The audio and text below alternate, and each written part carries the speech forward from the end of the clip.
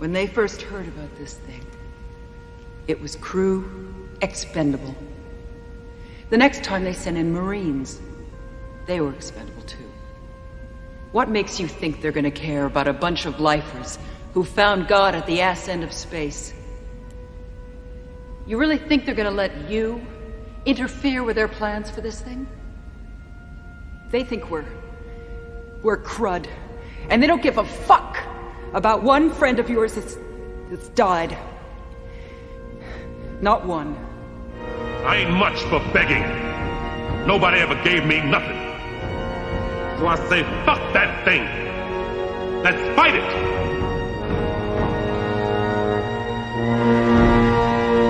Fuck it! Let's go for it! You're listening to Perfect Organism, the Alien Saga podcast. Welcome to Perfect Organism, the Alien Saga podcast. I'm your host, Jaime Prater, and I'm joined by my co-hosts, Patrick Green, Christian Motzka, Andie Geek Girl. And today we're joined by a very special guest. But before I introduce that very special guest, family, do you know what else is special? Patreon. We got a new patron, everybody.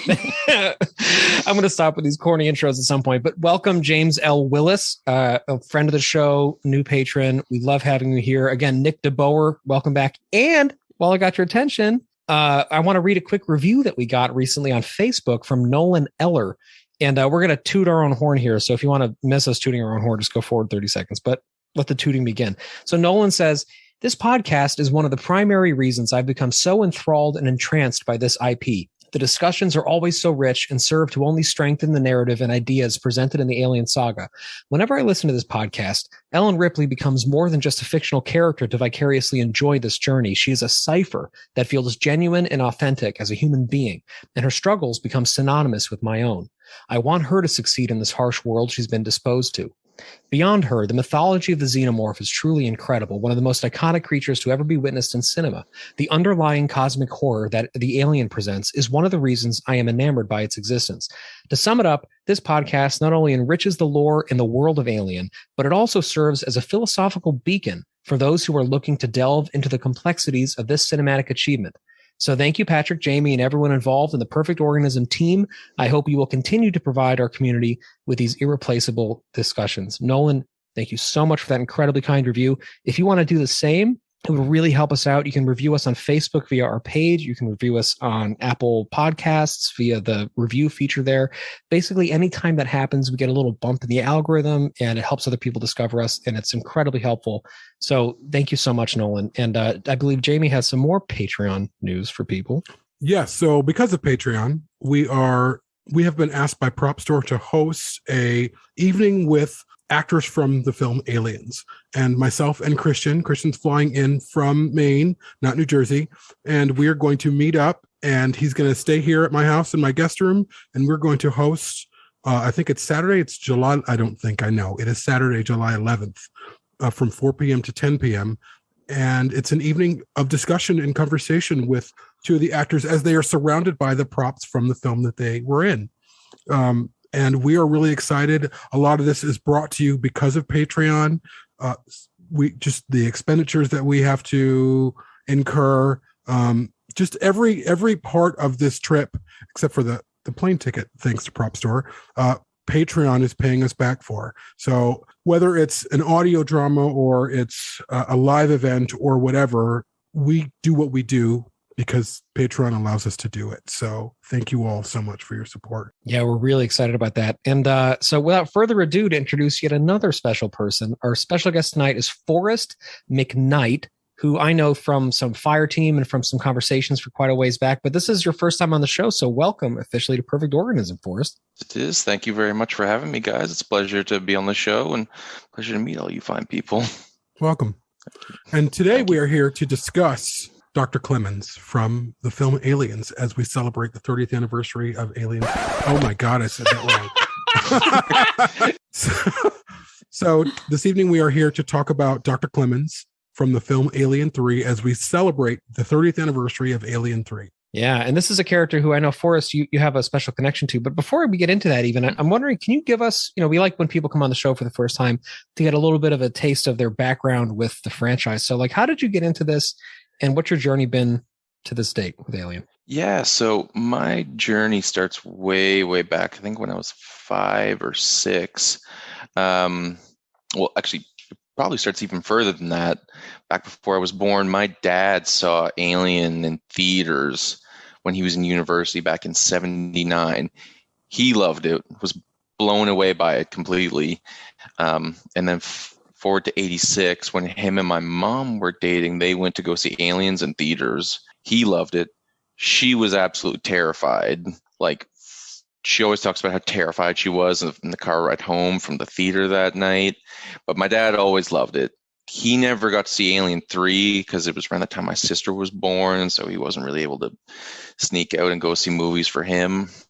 And eventually, when I was born, I was 5 or 6. Him and I were at Blockbuster one Friday, and I was just kind of browsing around for a movie that they were going to let me rent. And I'm in the action section, and he's kind of browsing too, and he sees Aliens, and he thinks, "Oh my God! Not only do I want to watch this again, I want him to see it." And I haven't seen Alien yet or heard of any of them. And he's like, he passes it to me. He's like, "You should rent this. You'd like it."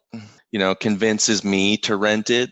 And so we get home, and my mom sees what I've rented, and she's pissed at my dad because she's still scared of it. And he's like, "What? He picked it out? Like, he wanted to rent it? Like, what am I can't say no." And I watch it, and I'm blown away. And it's something I've remembered since. And there was probably about 3 or 4 weeks in succession where every Friday I'd watch the next Alien movie that I hadn't seen yet. So after Aliens, we rented Alien, got to see that. And again, 6 years old, friggin' loved it, blown away by it. We got to 3. My dad hadn't seen 3, like I said. And it was it's hard for like a 6-year-old to kind of get past the wonder that is Aliens and then get into something that's kind of dark and somber. But I liked it. And then as a kid, I loved Resurrection. And they were just always the movies I loved. When I was a kid playing with like G.I. Joes, G.I. Joe was always fighting the Xenomorph. Whenever I had a toy gun, I was Ripley or Hicks. And I made all my childhood friends watch Aliens, much to the chagrin of their parents probably. But it's kind of been just something I've loved. I got to see the AVP movies in theaters, and I was still very young when I saw those. So they hold a special place in my heart too, despite being what they are. Straight through to Prometheus and Covenant, I love it all, and I love sharing it with people, and got deeper into fandom over the years, and the extended universe with everything from Isolation to Colonial Marines, the game, some of the graphic novels, and everything. It's been a lifelong passion, and it's been a kind of a personal safe space in my life. That's awesome, man. And before we get back to Alien 3, we are recording this. Actually, we're recording this on the 10-year anniversary of Prometheus release back in 2012. How does Prometheus sit with you? Prometheus, it sits on uneasy ground. If I were to rate it out of 10, I'd probably give it a 7 at this point. It has a big sentimental connection for me. I was in high school when it came out, and my parents knew I was excited to see it, so they wrote me a fake note to get me out of school that day so I could go see it, and just sat there in the theater by myself, and I was just in awe. And then the awe kind of turned into, confusion. Oh, fuck.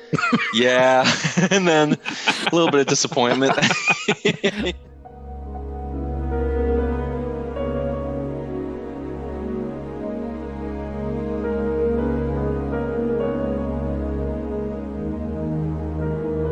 So that brings us to tonight's topic, which is Clemens as played by Charles Dance in Alien 3. And we have been covering Alien Alien 3. Again, we started with Dylan and we recorded an episode about him, which ended up being a really fantastic episode. It was something where I didn't realize we had so much to say about Dylan, and I feel like tonight's going to be similar. Clemens is a very interesting character. He like Hicks, throws that male trope, that male like action star on its head. He's not that at all. So I'm excited to discuss what this character means for all of us and how he sits with us. He is only in the film for about half the film. Is it even half the film? I think so. Just about half the film. And then he's gone, but he leaves a legacy. You don't stop thinking about him in a film where a lot of people criticize Alien 3 for like, nobody, you didn't like any of the characters, everyone's confused. Actually, that's not true. If you're paying attention, there are a lot of characters, or a few characters in that movie that you journey with and that you get to know and that you can relate to, and certainly Clemens is one of them. Me personally, I've always really been confused when I hear people say that, there's no one to root for, there's no one to like. It's a movie populated with incredibly dark characters, quite difficult characters, but I find them all likable in some way or another. How can you watch Charles S. Dutton in anything and not be kind of on his side, Amen to that. Or Charles Dance, for that matter. This is a movie blessed by two fantastic Charleses, which I think is something that it doesn't get enough credit for. I was thinking as like a little bit of an inroad to this, because I have my Alien books not in the basement anymore. I was thinking maybe I'd read the way that Clemens is introduced in the novel, which I think gives a little bit of an insight into what I think is so interesting about him, which is that he occupies a liminal space that no other character occupies.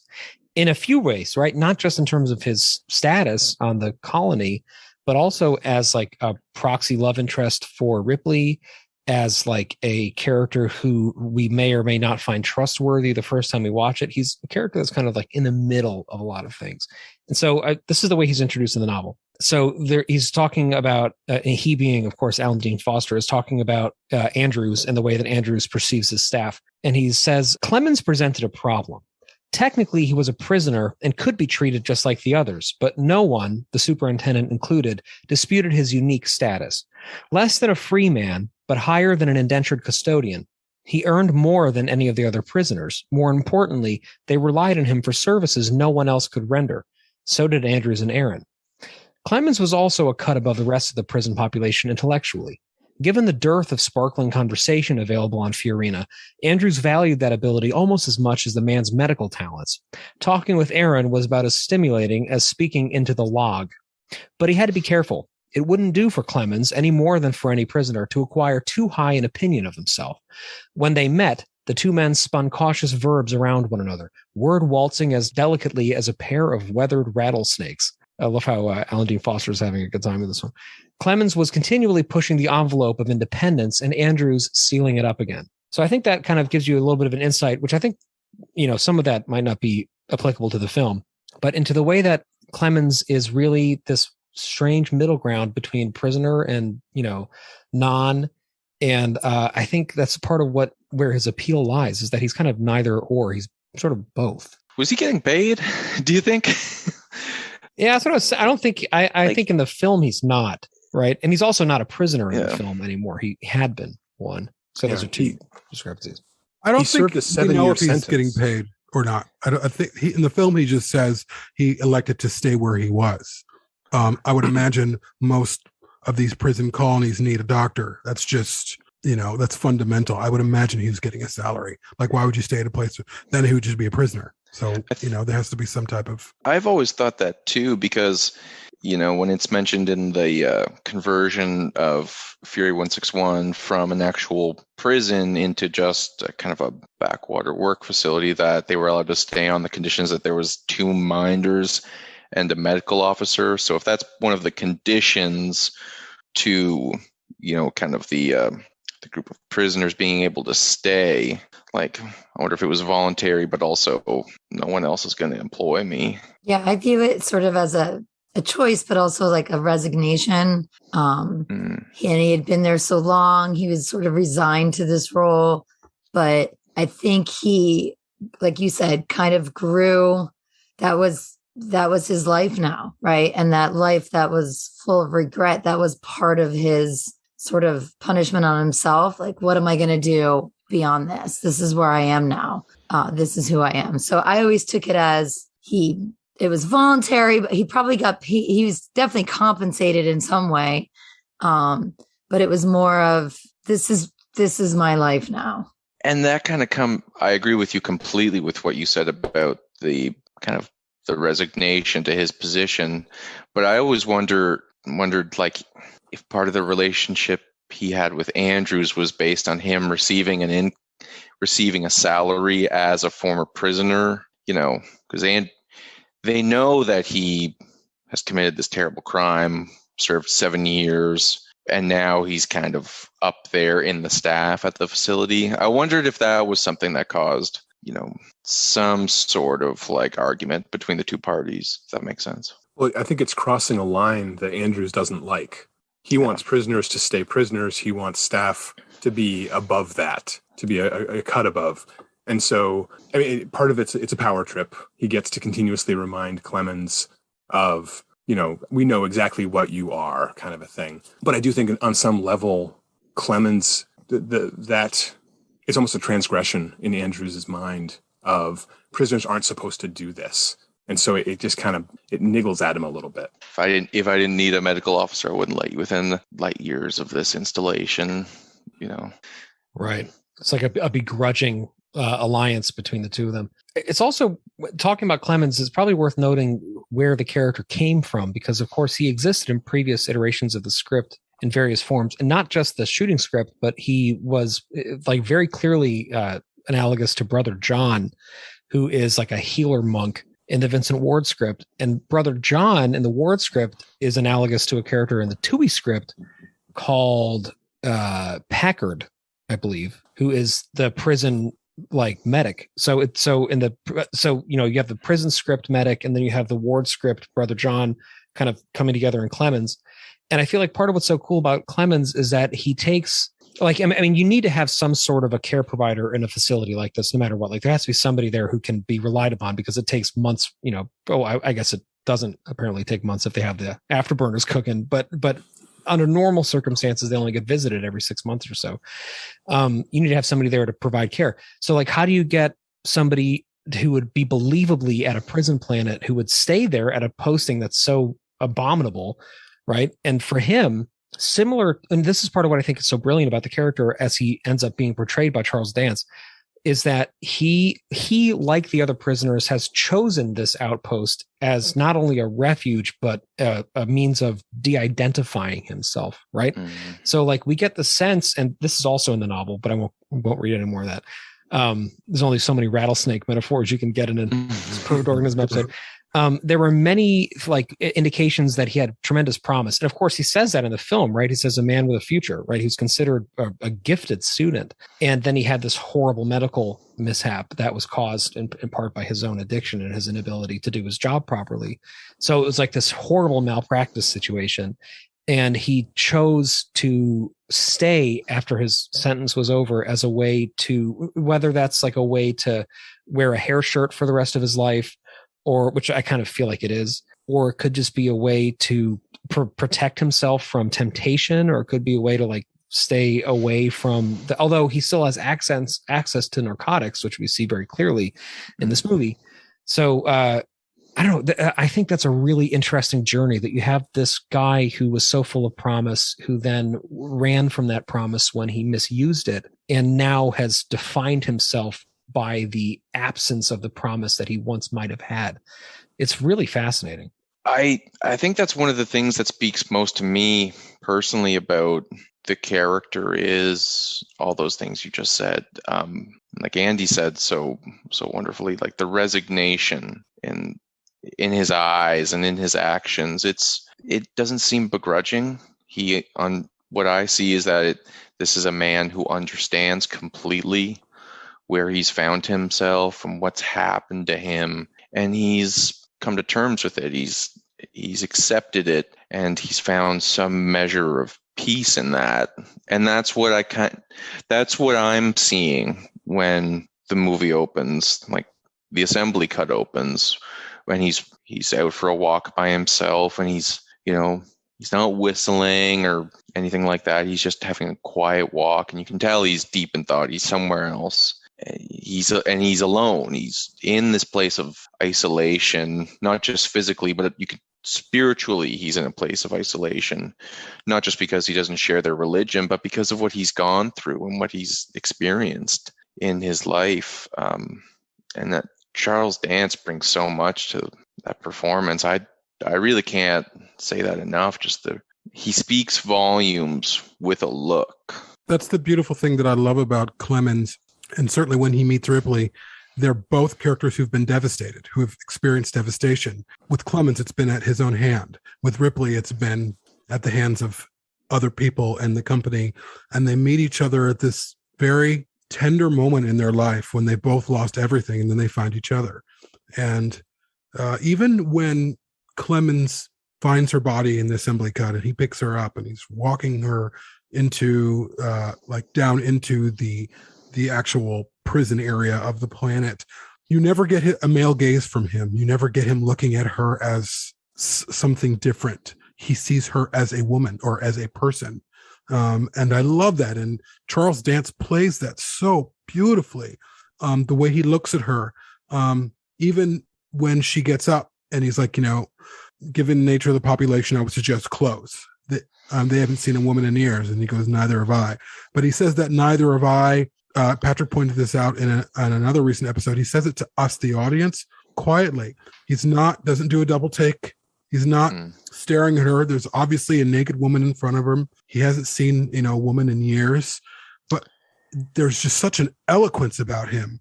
At the same time, I don't sense that this man is at peace at all.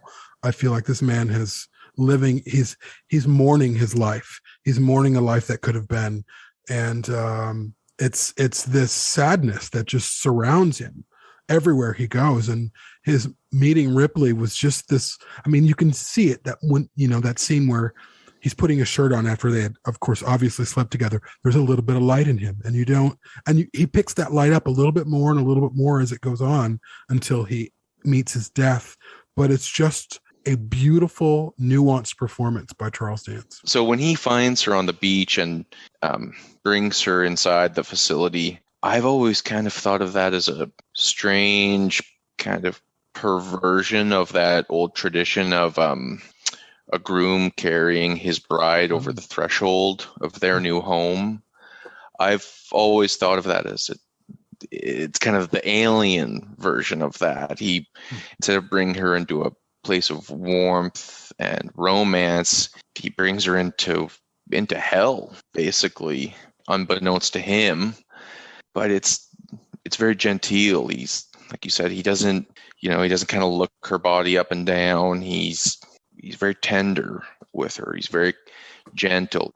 The word that always comes to mind is thoughtful. He's one of my favorites by far. His performance, but the character himself. And I find there's always this foil for Ripley where there's this chaos around her, or there's fear. And then there's always that thoughtful character that sort of grounds her and allows her thoughtfulness to kind of, match with his. It's usually a man.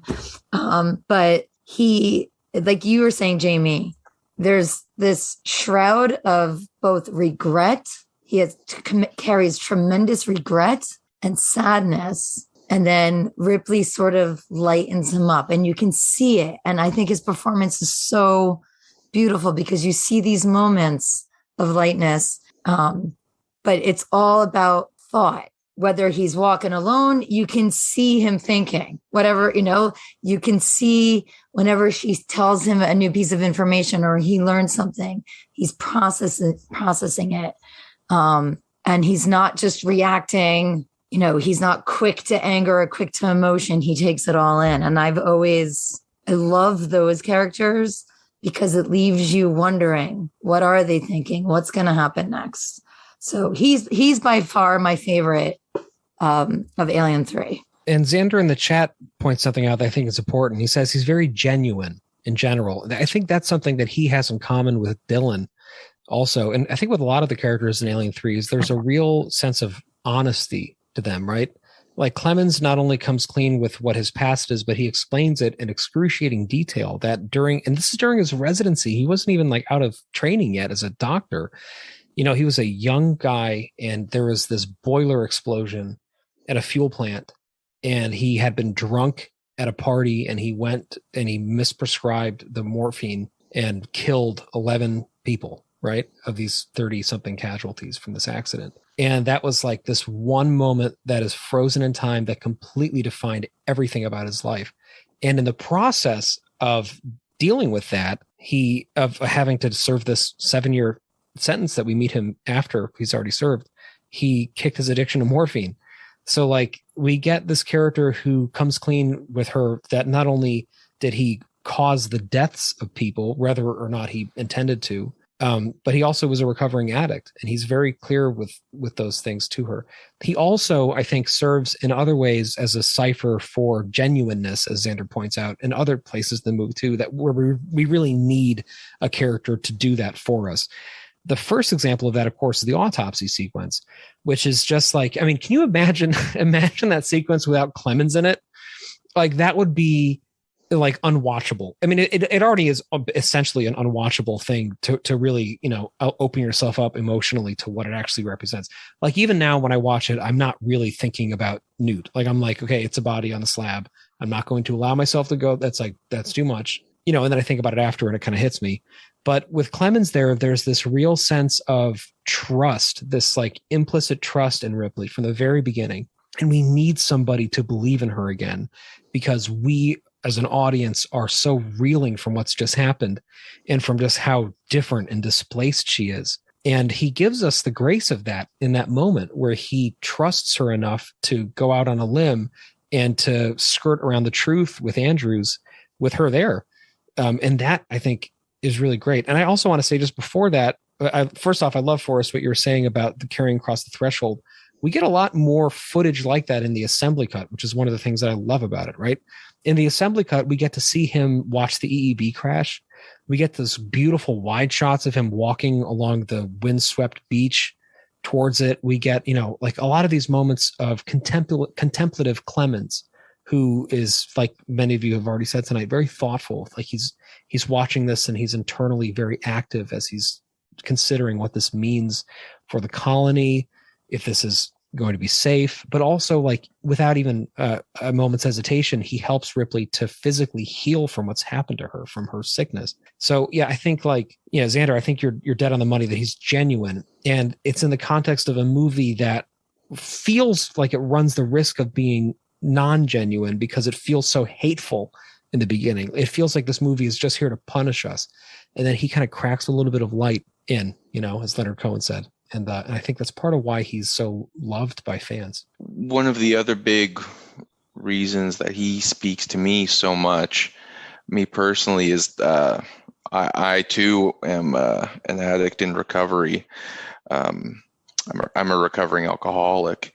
And prior to my kind of descent into my addiction, I was an Alien 3 fan, massive Alien 3 fan. But in my recovery, one of the things that has really stood out to me the most is the character of Clemens. Like he's a recovering addict as well, which makes him very easy to identify with. But there's a shorthand between him and me now. There's a common language that we speak, and I tried to do some research before the episodes on Charles Dance to see if maybe he had kind of openly struggled with substance abuse as well. I couldn't find anything, but he brings, like, that's the real deal that he's bringing on screen. The scene where he kind of tells Ripley about his past and his addiction to morphine and ultimately what brought him to Fury 161. He kind of has that glazed look in his eyes. He's off reliving those experiences in his head, and he's recounting it to her in excruciating and honest detail. I've seen that look countless times in times where I would attend an Alcoholics Anonymous meeting, I've seen people have that exact same look that Clemens has in that scene where they're back in an experience and they're recounting it in brutal, just not funny, not flattering detail. And they're being honest and they're getting it out there to share it and to kind of lift a weight off their chest. Like the first time I went to an AA meeting, I was listening to someone speak, and they had that look. And obviously my first thought was about the story that they were telling, and my second thought was, this is a lot like Clemens talking to Ripley. I was the Alien fan kind of seeped into that moment. I was like, I feel like I'm on Fury 161 right now. So that's fun. But he brings something to the character that feels real to me personally, as someone in recovery. I'm kind of sensitive to the portrayals of addiction on screen, because it's a lot of the time Hollywood kind of fucks it up, for lack of a better term. They don't give an accurate portrayal of what someone deep into addiction looks like.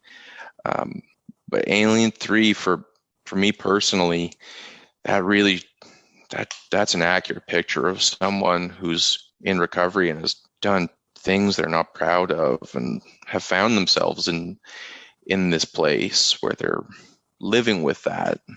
He's kicked the morphine, but those things he did are still there with him. He still did those things. Nothing will take that away, but there's a power in that giving up, and that acceptance, that resignation, like Andie was saying. Like there's a power in that, and he's not triumphant, but he's accepting.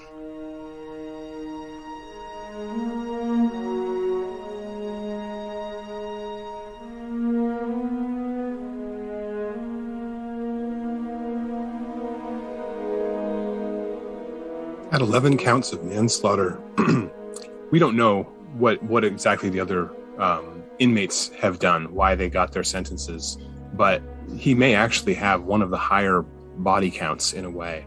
And to only be given a 7-year sentence, the sense that I get is that he's feeling that's not enough. Like you were saying, Patrick, with the hair shirt analogy, I think he's determining that he needs a longer sentence, and so that he's going to stay and serve however long feels right. And so in that time, yes, he's kicked the addiction, and you're right, he has access. He's the only one, he could so easily fall back to that. And so the whole experience has to be somewhat excruciating. But he's doing this penance almost. And what's interesting is that the morphine isn't even what caused his misprescribing. Like he was drunk after a shift. And so it really was just one of these just horrible happenstance. Like I get the sense that he had his addiction, quote unquote, under control enough to be able to work. And this was something that he hadn't planned for, and that's kind of all the more tragic for it. And like that sense of like, you can never, because the reality is so he was convicted of manslaughter, right? So he was convicted of not actual homicide like Dylan was, but he was convicted of having caused the deaths of other humans. And that like you have to live with that for the rest of your life. And again, he was a resident, like he was just starting out. So like here he is in presumably his 20s at the time, and he has ended the lives of all of these people who might have otherwise survived, who then like all of the rest of their lives are snuffed out. And so to like go on to live your life knowing that you did that, like, I can't even imagine how tragic that would be. And like, I understand, I think, why Clemens would want to sequester himself like that, because like, how do you, I won't give like personal details, but when I was a child, a friend of mine died because he was hit by a drunk driver. He was pulling out of a car dealership, and he was just got his driver's license, and he was like top of the class, like, athlete, was going to go to a Division I school for baseball, was like already looking at being a fighter pilot, literally a fighter pilot in the Air Force, just like full of promise, this kid, and just so nice. We took the school bus together, and this guy was driving he was driving like a Texaco gas station, tractor trailer tow truck down this road, which we actually live very close to now. And I think about this like every time I pass it because I know where the intersection was. And this guy had like a history of substance abuse disorders. And of course, this all came out in court after the fact. And, and I don't know if he was intoxicated at the time. I kind of feel like he probably was because he was going incredibly fast down this hill and he killed Tim. And that's something that like I have lived with that for since that happened when I was a teenager. And I have been thinking like, what would he have been doing now? Like he probably would have had a family and would have been, serving his country and all these things that didn't happen. And this other guy, as far as I know, is still alive and was imprisoned for it for a while. And there was a huge settlement. And I think also about him a lot. And I think about him a lot vis-a-vis Clemens, because like, I don't know how you go on living having done something like that. And especially if it happened as a result of your intoxication from an addiction that you had been meaning to get to and it just hadn't happened yet. And you kind of think, one more day, I'm going to figure it out. I'm going to get the right help. And, I'll do this next week. Like this is a hard week. I'm going to kind of keep using this week. Next week, I got this.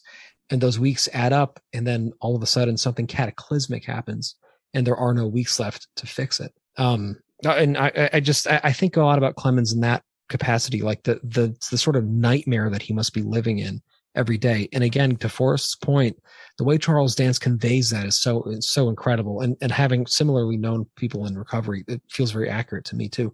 I also think part of what's so interesting is Charles Dance has such like an incredible natural gravitas, right? Like, I mean, everything that I've ever seen him in, whether it be Game of Thrones or King of the Monsters or Alien 3, like he always brings this sense of grandeur. Like he's just somebody that is just, I mean, he's like 6'3", he's just physically imposing and he's so patrician, the way that he holds himself, the way that he speaks. And he's somebody that you can see why people would have had a lot of belief in as a young person. Like you just feel like he's one of these special people. He can do it. And when you meet him as a medical officer, you're similarly like, wow, he must really know what he's doing. Like I have so much faith in this guy, even if he doesn't have his lab coat or medical coat. Like I know I can put my trust in him. And then for him to reveal to us what a mistake it was that he was trusted in the first place, it hurts the audience a lot too, I think. A young Charles Dance he's certainly the one that I would want administering medical care to me. That's a handsome man. My God. Yeah, to your point, Patrick, I think, obviously the physical prison is kind of secondary to the prison he has probably created in his mind since this event, and that's why I think Ripley trusts him almost immediately, aside from the fact that he's the one being kind to her and helping her medically. She knows that. She knows he's different from these other prisoners in that he didn't with intent do this. Even though, like you were saying, Christian, like he probably has more victims than who knows, right? But there's always that intent behind it. And I think she sees the fact that he's regretful when her experience up to this point has been these faceless people that she sees on screen or she sees at meetings, not giving one fuck about human life. And she can see that he cares of the lives that he was ultimately responsible for ending. She sees that he cares, and she's always drawn to that. You can tell she's drawn to that empathy, that concern for human life that he clearly has. So the first introduction I ever had to Charles Dance was when he played Eric, the title character in The Phantom of the Opera. And it was a miniseries on ABC or NBC back in 1988. I remember when it was on TV. And it's a different version. It's more of it's an amalgamation of Gaston Leroux's book of The Phantom of the Opera. But he plays this character with such gravitas and emotion. The character he's playing is of the Phantom it's a very he's a very affected character. He's not just physically disformed, but he's internally disformed too. And I remember seeing him in that role and feeling like an emotional pull to him, but it was because of how he was portraying the role. Like, it was just phenomenal. And I think what we're talking about when it comes to Clemens is he's a man who hasn't forgiven himself. And people who tend to struggle with substance abuse, and I come from a family full of them, the substance abuse is a placeholder for their unforgiveness of themselves. And so instead of forgiving themselves, they medicate and they medicate and they medicate and they medicate to hopefully wash it away. And it doesn't. It might for a minute, but it ultimately doesn't, because you have to really forgive yourself. And you can feel it in the role of Clemens, in the performance of Clemens, that this man does not forgive himself. And that is the worst prison that you can be in. Even the prison of regret. I'm not someone I've never lived with regret. I don't regret anything in my life, except for maybe one thing.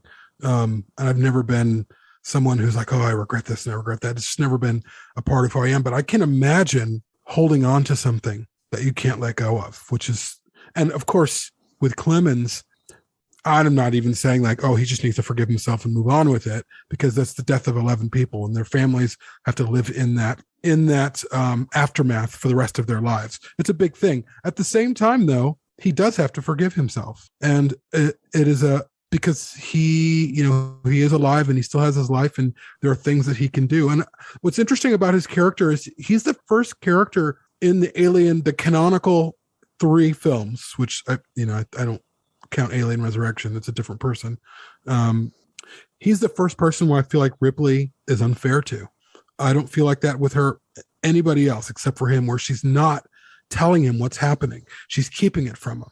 He asks her on several different occasions what's going on, and she bats it off, or she says, oh, I had a dream when I was in hypersleep, or or she's like, well, you just think I'm crazy.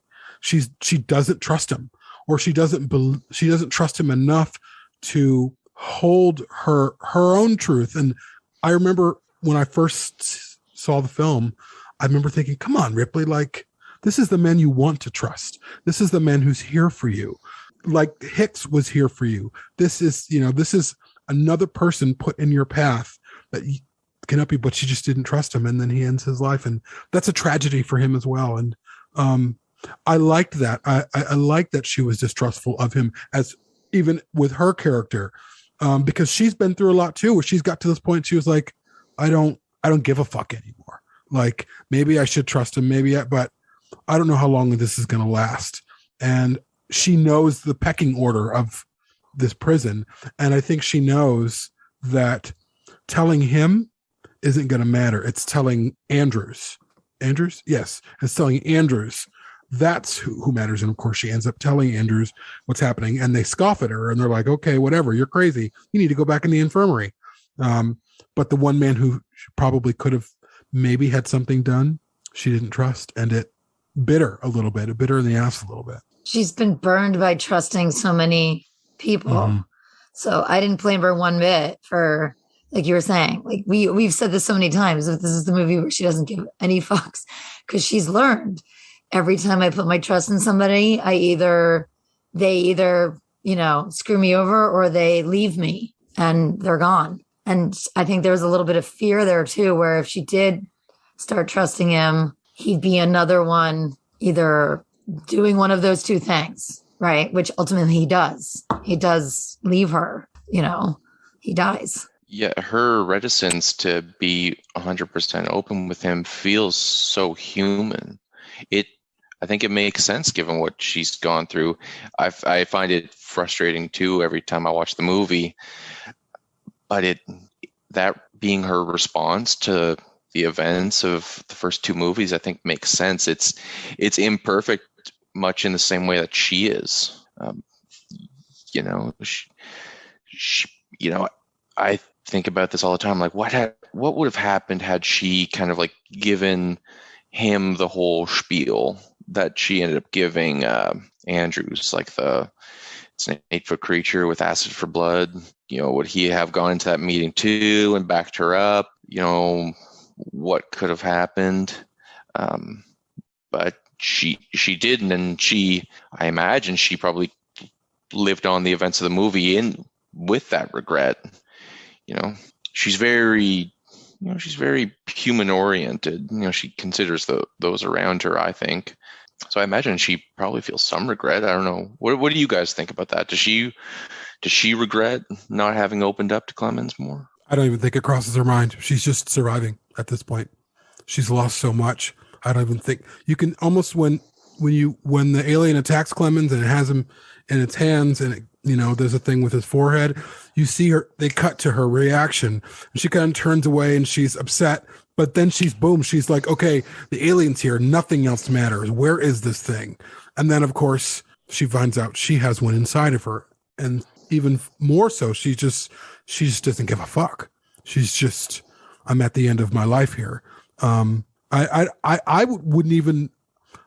don't even know if she would have even thought of Clemens by the end of her story in the end, because so much is going on. She's in pain, physical pain at that point. She's met with the company, representatives of the company to possibly get the thing out of her.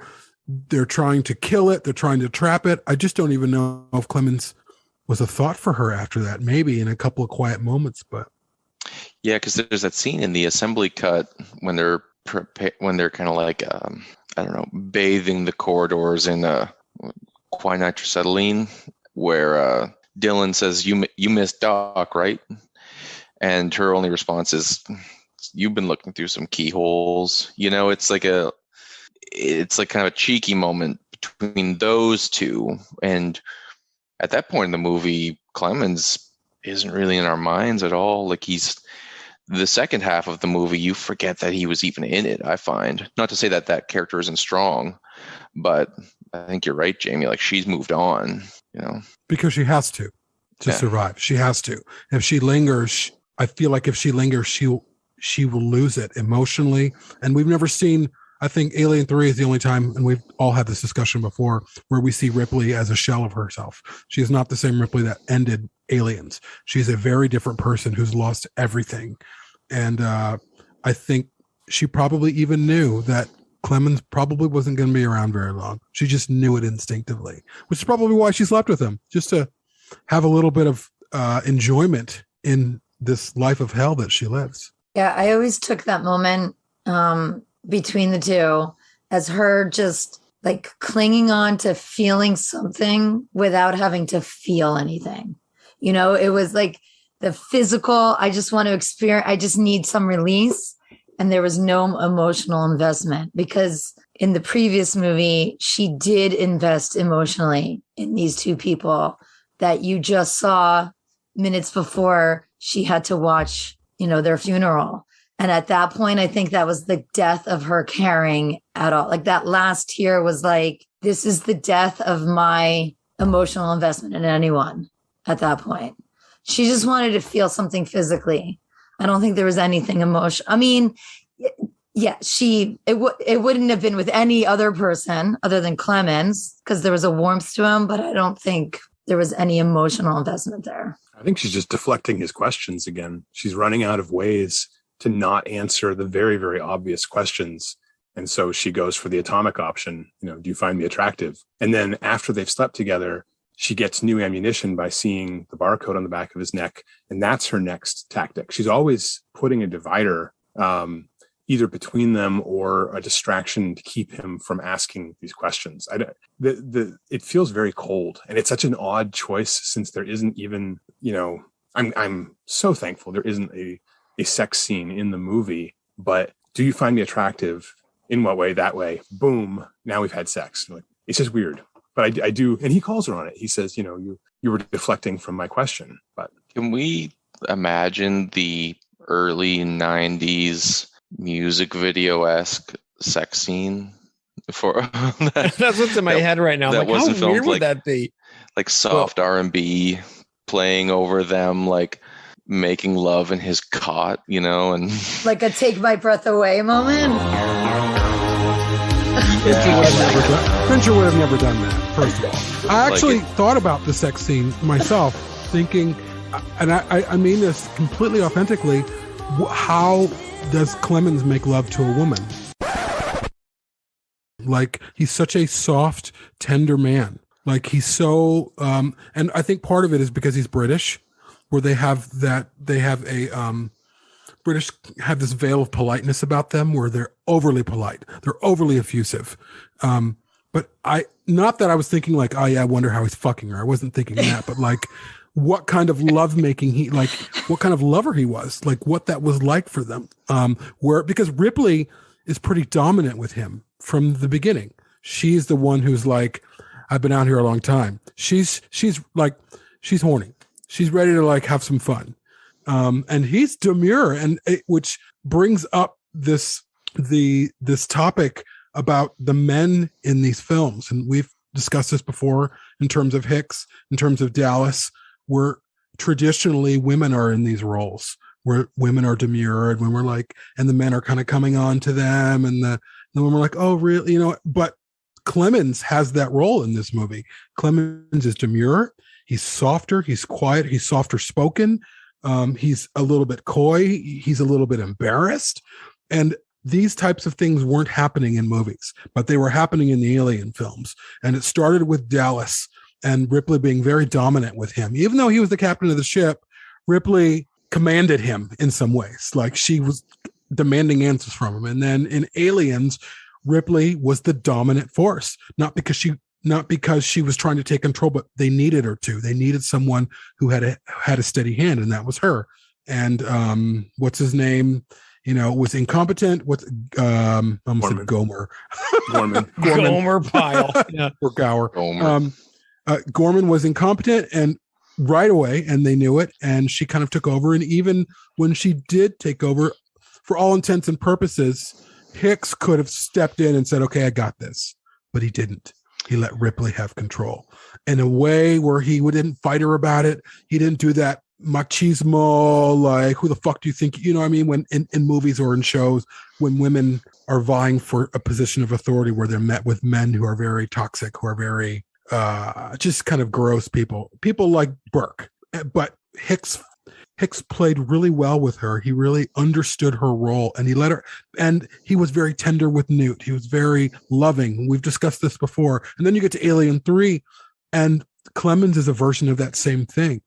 Even the way you can see when he's wiping the dirt off of her face with the cotton ball, there's a way his body language is, which is not typical men in these movies, in action films or in films in general. Men are much steelier. Men are much, or if they end up being soft, they end up being ridiculed for it by other men. And that doesn't happen in these movies either. And Clemens wasn't ridiculed because he was soft-spoken. He was ridiculed because he used to be a prisoner.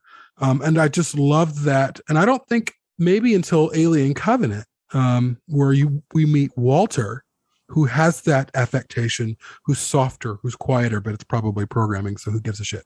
But Clemens really takes that male, I don't know, that male character in the Alien films and takes it further. And he's probably, of the three, between Dallas, Hicks, and Clemens, he's the one that's probably the most traditional female. And it's amazing to see a man in that role. Yeah, if you look at the physical scenes, even though you're 100% right with each one of those three men sort of taking the more traditional, in Alien, you still see Dallas like protecting her, right? In Aliens, you see Hicks like throwing his body and like, protecting Ripley and Newt physically, right? Or jumping through the window to get them. In this one, when you like the post-love scene, you see them kind of in the spooning position where Clemens is in the typical female position and Ripley's behind him. So it even takes it one step further physically, more so than that. I've always noticed that juxtaposition. They've always tried to frame it. And in that one, she wakes up, his back is to her, and she's in the more dominant spooning position, if that makes sense. Yeah, that scene, like you guys said, it is a really interesting kind of role reversal, or just kind of turns those stereotypes on their head a little bit in a time in movies where if a female character expressed her sexuality, it was usually a loss of innocence, or it was signifying her as the slut character, and she was going to die. She was going to get what was coming to her. But this The film doesn't do that. She has a sexual experience and there's no loss of agency. And there's no sort of, I mean, us having this discussion is one thing, but really in the movie, there's not a questioning of her motives, in that moment, really. And yeah, he's the one who's kind of more quiet. He's turned away from her. Who knows what he's thinking. And he's not the one who initiated it between the two of them. He was on the receiving end of, kind of her advances. So it's an interesting reversal. And like you said, Jamie, it's, at time in movies where we weren't seeing that. I think that's worth note. And in an environment that's so, outwardly heteronormative, at least in terms of the fact that it's all like these men who, very clearly present as like what we consider men to present as. And it just feels very like, they're not like macho, but you get the sense that they're kind of tough guys who might have been learning more than that, but they're still like, there's a real toughness at the heart of it. That flexibility that Clemens presents is really beautiful and really needed, I think. I mean, one of the first things we see him doing, other than carrying Ripley from the EEV, depending on which version of the movie you're watching, is like standing guard outside the bathing area while she's getting shaved or while she's shaving, right? Like we see him frequently as this like soft barrier between her and the other inmates. Also, he's the only one that has like quote unquote access to her because of the nature of his position and the nature of trying to keep her sequestered. But in that environment, though, there is no strong arming going on. He is not trying to coerce her. As so many of you have said tonight, there's a beautiful, and as Xander said also, there's a beautiful, genuine, like what you see is what you get with him. And what you see is somebody who clearly is there respectfully and is finding somewhat of a refuge in Ripley. And I think what is interesting, like, sure, they both wanted to get some fucking, and let's be clear about that. Like, that's fine. but at the end of the day, what I think what we really see is like two ships passing in the stars at a brief moment in time, like two lives that have become defined by trauma that they've experienced and disembodied and, dismembered from their entire past. We see Ripley, who now is 6 decades removed from anything that she knew, is in this complete weird part of space by a series of accidents and a series of near-death experiences. Like Jamie, you said, she has an instinct that Clemens is going to die. I think that's true, but I think she has an instinct that everybody's going to die. I think at this point, she has lived through the inevitable death of anything that she cares about. She lived through her daughter's death. She lived through her new nuclear family's death. She lived through the death of an entire platoon of, soldiers that were there to save her. She's lived through the death of her crewmates, et cetera, et cetera. So I think she views everything as this almost Buddhist state of like everything is in flux and everything is and isn't at the same time. And at this particular is and isn't, she and Clemens met for a beautiful moment that had nothing more to it than a human connection. And I think that's why we don't see the fetishization. I didn't say that right. The fetishization of that sexually, like we don't see, there's no like longing butt crack shots like we get in Alien Resurrection. There's no there's no male gaze like has been already brought up, I think, by Jamie tonight. It's just there's this implication that they had a connection, and they, in the process of having a connection, they got to bone for a sec, which is probably good for both of them. And then they pass, and it's not this big, oh, my soul is crying out for love with the, we don't get any of that, because like we get the sense that Ripley's potential for that probably died with Hicks. So this is just a moment of human connection. And I think that the warmth that Clemens presents throughout the whole film is really important. One other thing I want to say briefly, I'm curious, and I want to get all of your thoughts on this actually, but we were talking about how Ripley is continually rebuffing him, not rebuffing his advances, but rebuffing his need to know what the fuck she actually was looking for. Because it's clearly not tuberculosis, right? We don't get a real cholera. Yeah. Cholera. Yeah. Sorry, not tuberculosis.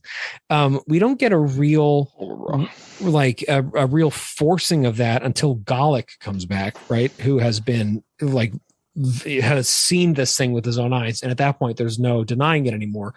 And so we have like this entire, 5/8 of the film where Ripley is just avoiding actually explaining what's going on to Clemens, who at that point has earned very much the trust of the audience, but I think the trust of Ripley as well. So what are some of your thoughts on like why she just won't tell him? I think because she the what she shares with him is absent of any alien at that point. Everyone else she's had an experience with, the creature, her experience with that, and has been infected with the alien. It kind of surrounds it, and it's in the middle of it. Whereas with Clemens, for the time, their experience together is completely outside of the experience with the creature. It is nuclear in and of itself. She's met someone. Now the alien might be present, but that's only a might. We don't even know. Whereas most of the time, like with Hicks, with her crew, like with the Nostromo, the aliens are already there and everyone knows it. Where in Alien 3, for a lot of the movie, it's just a maybe. We don't really know. Things are kind of happening, but on such a small level, because accidents happen anyways, she's having this experience with him that's completely unadulterated. And I feel like she almost wants to keep it that way.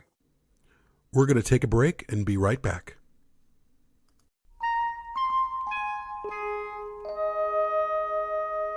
We all remember that moment. The first time we heard a theme from our favorite movie. How it stayed with us, comforted us, stirring our imagination. Sublime Noise is our Patreon-exclusive film score review show. Starting at just $4 a month, you will gain access to Sublime Noise as well as our warehouse of frame rate episodes where we discuss and review our favorite films. To sign up, go to www.perfectorganism.com/support.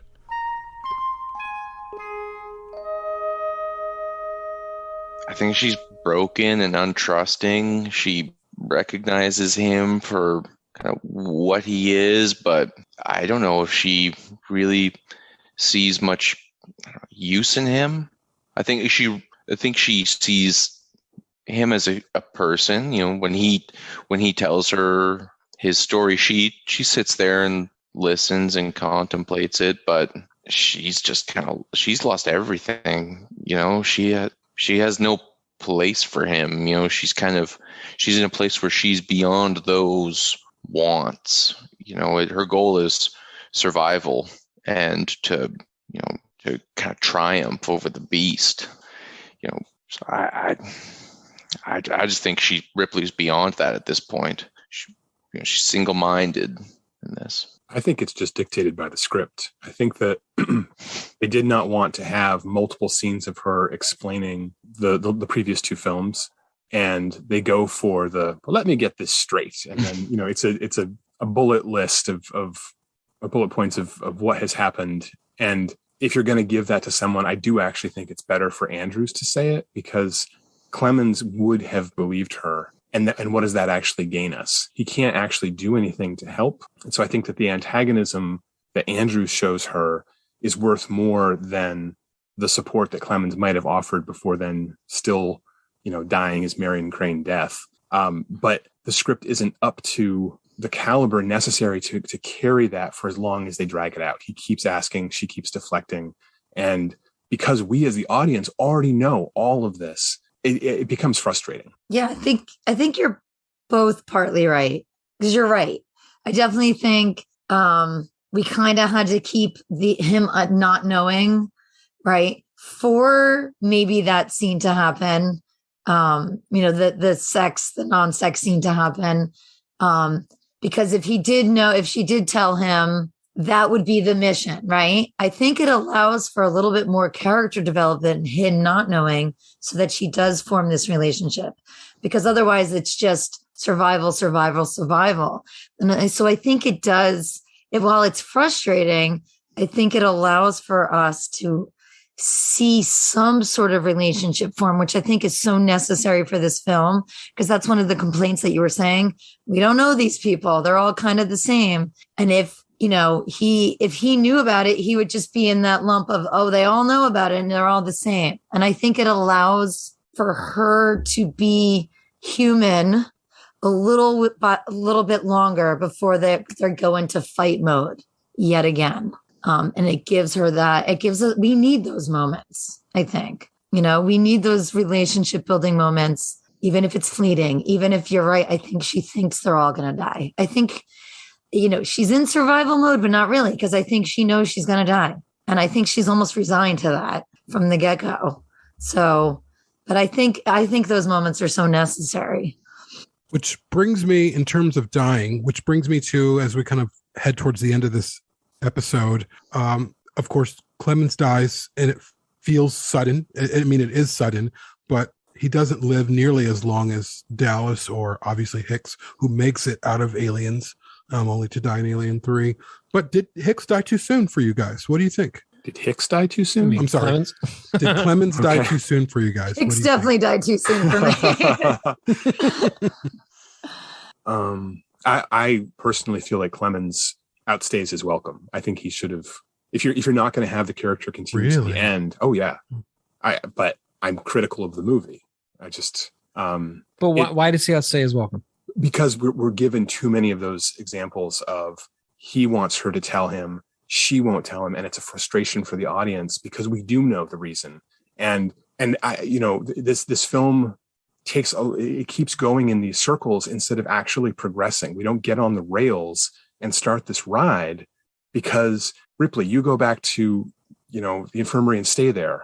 And then she wanders off. Ripley, go back to the infirmary and stay there. And she wanders off. And just, come on.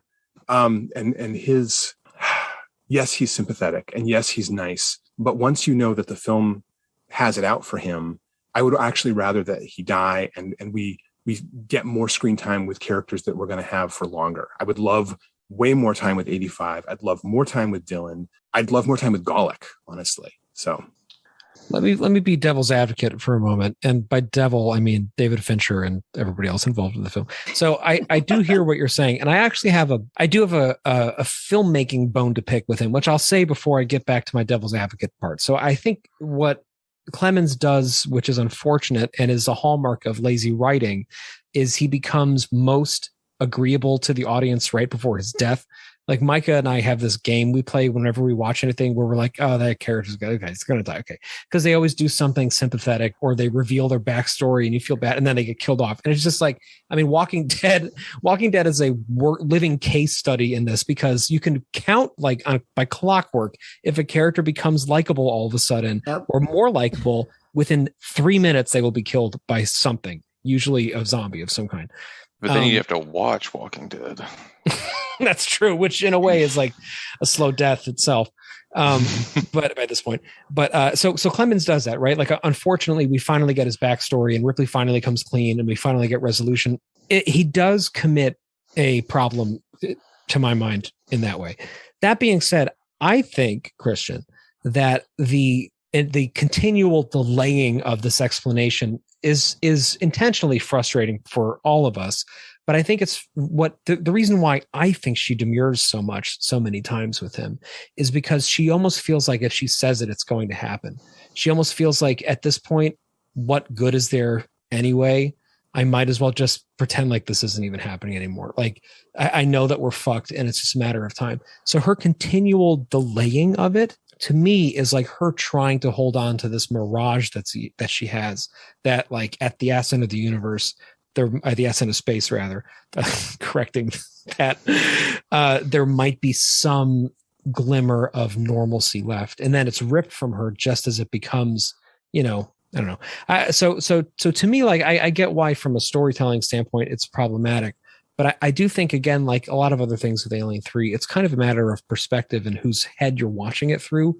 And I think for me, I'm very much watching it through Ripley's head, and I'm watching it through her experience, which is like, I don't want it to happen. I'm just not going to. I'm just going to keep this straight up for as long as I can, and hope it lasts. Yeah, but go ahead. You go, Andie. I agree, because I think we've all gone through things where at some point we're like, you know what, I can't deal with this right now. Like, she just wanted to not talk about it or deal with it, and because she was sort of regulated to the room there, she did sneak out. She did go ask Bishop, find Bishop and find out about it.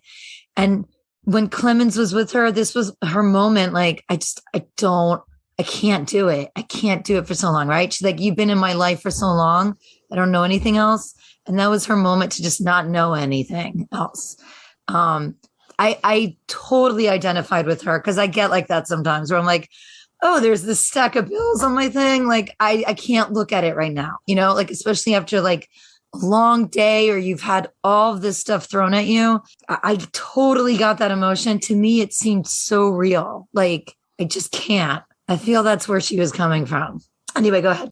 I hear all three of you constructing this narrative where Ripley is trying to create denial. I don't see that. She's sneaking out to get proof. She's trying to learn what's actually going on. And she just doesn't feel like talking about it because he's not going to believe her anyway. He's going to think she's crazy.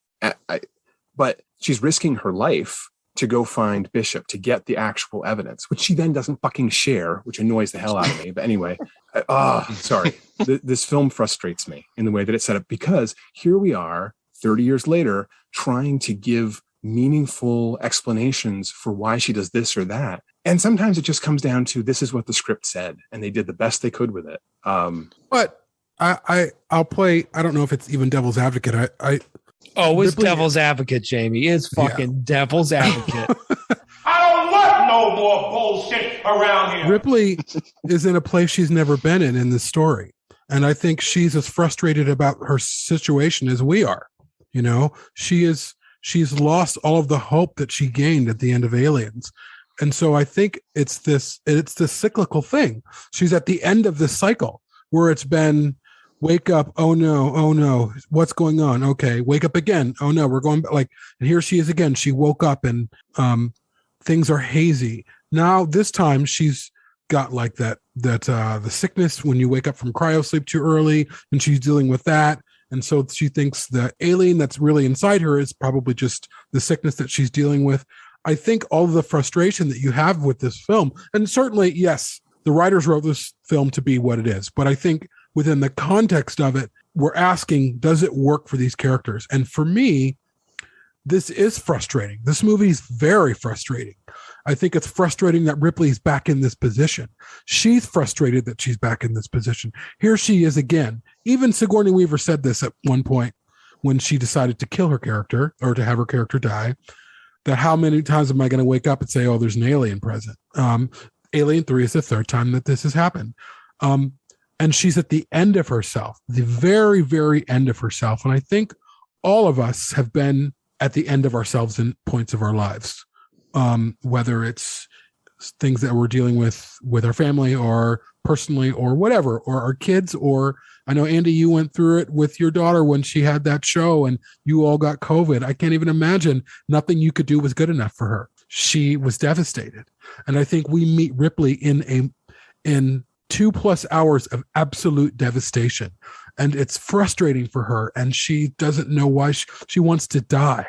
She wants to die. She's trying to die. She tries on 2 separate occasions to get herself killed, whether it's from the alien or from Dylan, and it doesn't work. So I don't know if this, like, Christian, you will hold Alien 3 in your mind the way that you do, because that's how we do. We all interpret things differently. But I feel like what you're feeling about this movie, Ripley feels about this last journey that she's on. It's frustrating. It's maddening. It's ridiculous.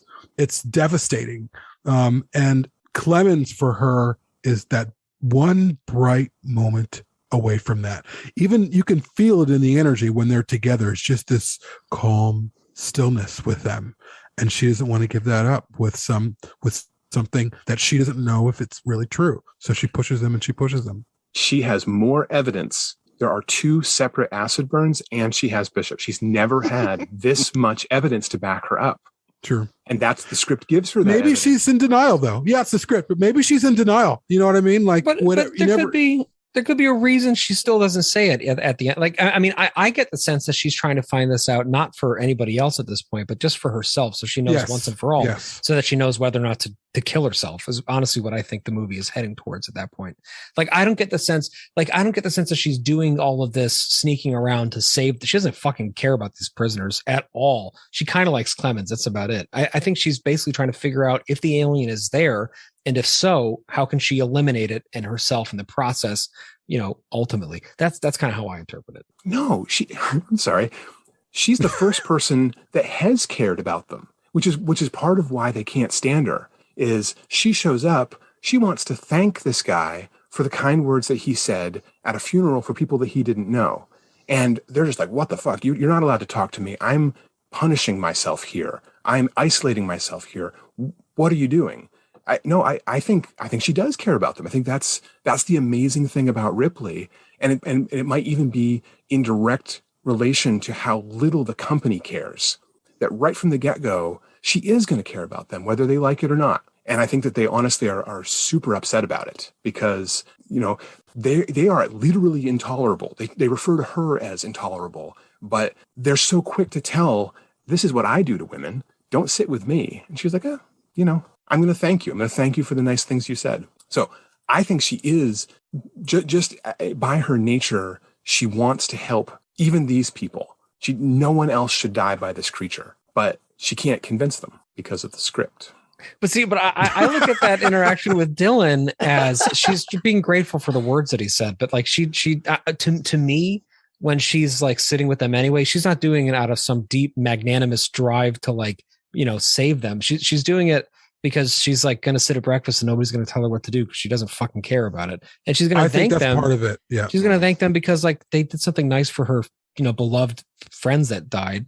But to me, the Ripley that we see on screen in this film is just so vividly different from the Ripleys that we've had previous to it.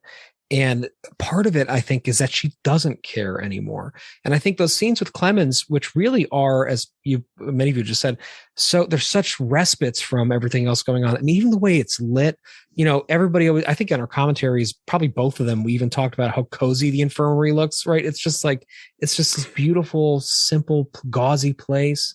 And it's why doesn't she stay? Why doesn't she stay and have breakfast in the infirmary with Clemens? If she's trying to create this little bubble where she doesn't have to think about the alien, she should just stay. She wants right the orange juice, Christian. She wants the orange juice. Cornbread. So much cereal in there. That's why. So you guys know how at Walt Disney World in the Star Wars pavilion, there's like that Star Wars themed hotel, where you go and it's like a ship that no one can afford. That no one can afford. I want the Alien 3 version of that. I want to spend a night in the infirmary, I want to spend a night with Clemens. He's so cozy. And if Clemens is there, that's a bonus. So in the interest of time and how late it's getting over here on the East Coast, I think we do need to wrap.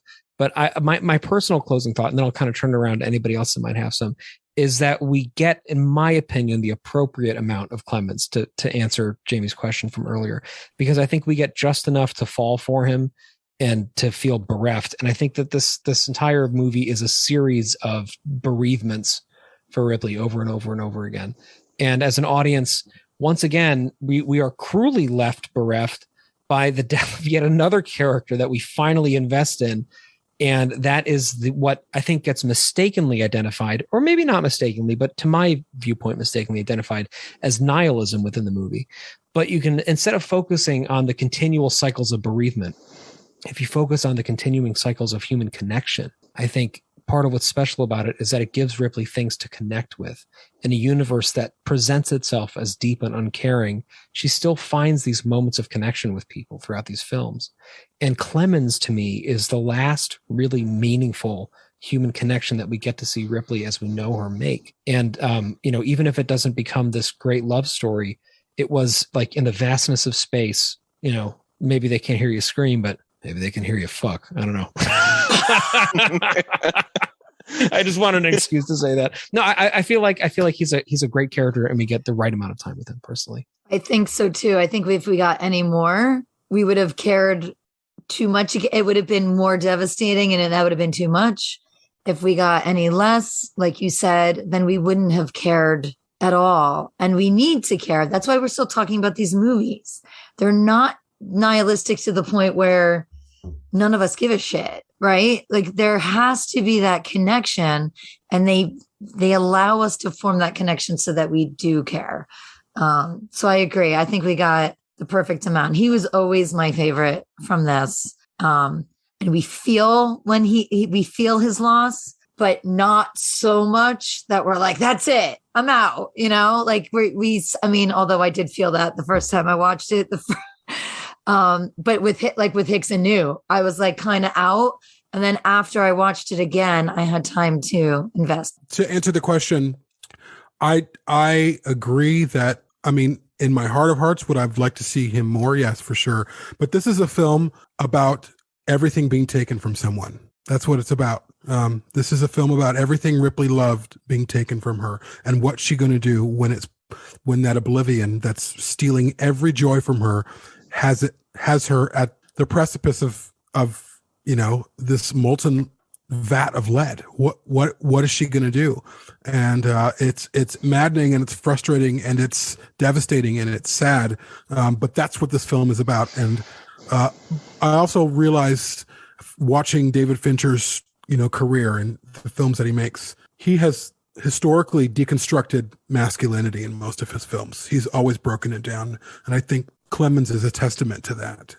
That's why Clemens is I think even further on in that theme of soft men, which I hate to even say. They're just good men. They're not soft. They're just good men. Just like Ripley isn't. She doesn't care for Newt because she was a mother. Ripley cares for Newt because she's a good person, and that's what good people do. And Clemens was just a really good person, and I think Fincher really deconstructed the idea of what men could be in a beautiful way in this character. And he met his fate, unfortunately, but that's the story that was told. And I feel like it works really, really well, even enough to make Christian upset. Like it works. It works. And like, I feel like it's supposed to do that to you. It's supposed to, it's an angry place that we leave. Like, what? This is what we're doing. This is how we're leaving it. This is the story. This is what you've done after all we've been through. But that's fucking life. And I know people go to movies for different reasons, but I feel like with Ripley's story, it just works. Forrest, thank you so much for coming on. It was awesome. I'm so glad we've gotten to know each other through Alien Fandom. And, Forrest is a listener who reached out, and, we encourage people to do that. If you have a topic you feel particularly drawn to, let us know, and maybe we can find room for an episode, Yeah. And I really want to encourage anyone and everyone listening to, if you're able, join up on Patreon like I did. These are hard times, but if you're able to, they make it worth it. And I'd like to, again, sincerely thank you guys for having me on and making this a great space, and to kind of open up and tell these stories and share these experiences. And to anyone listening who might be struggling with some of the stuff that we talked about in this episode, there's always hope. And I love all of you. I love everyone who's struggling. Thanks so much for coming on for us. Thank you for having me. Thanks, everybody.